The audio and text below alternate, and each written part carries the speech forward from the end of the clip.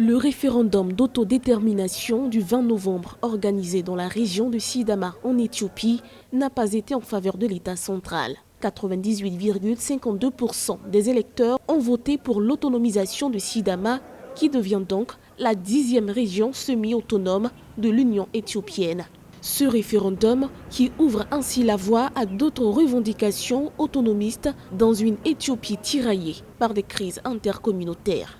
C'est la progressive fragilisation, en tout cas des structures centrales, qui gagnerait aujourd'hui à tenir compte de toutes ces demandes qui viennent de part et d'autre et qui attestent du fait que la population éthiopienne aujourd'hui est une population qui, elle, est assise sur une meilleure reconnaissance des identités périphériques.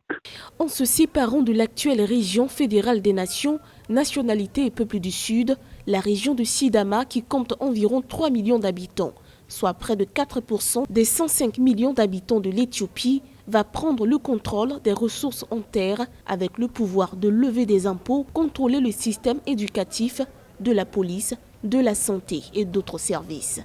On doit s'attendre à ce que la loi par la suite précise les contours de tout ceci et que les premiers jours vont être des jours un peu difficiles, compte tenu aussi du fait que une telle autonomisation engage des conséquences du point de vue budgétaire.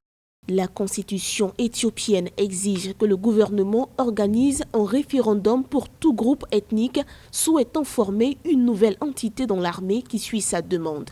Une disposition prévue pour encadrer les libertés et promouvoir l'identité culturelle des 80 groupes ethniques qui forment l'Éthiopie.